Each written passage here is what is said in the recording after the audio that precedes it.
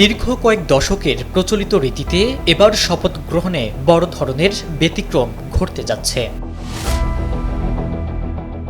সাধারণত কড়া নিরাপত্তা বেষ্টিত বঙ্গভবনের দরবার হলে নতুন সরকারের শপথ গ্রহণ হলেও এবার সেই প্রথা ভেঙে খোলা আকাশের নিচে সংসদ ভবনের দক্ষিণ প্লাজায় শপথ নিতে যাচ্ছে নতুন মন্ত্রিসভা।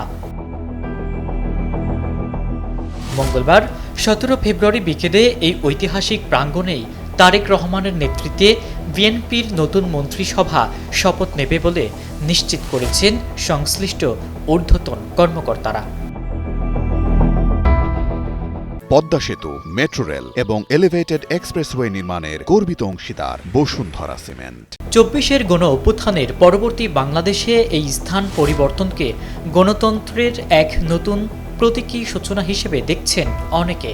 তবে হঠাৎ এই স্থান পরিবর্তনের সুনির্দিষ্ট কারণ নিয়ে সরকার বা বিএনপির পক্ষ থেকে এখনো কোনো আনুষ্ঠানিক ব্যাখ্যা দেওয়া হয়নি। ইতিমধ্যেই সংসদ সচিবালয়ে শুরু হয়েছে মহাব্যস্ততা। 297টি আসনের গ্যাজেট প্রকাশের পর নিয়ম অনুযায়ী নবনির্বাচিত সংসদ সদস্যদের শপথের প্রক্রিয়াও চূড়ান্ত পর্যায়ে।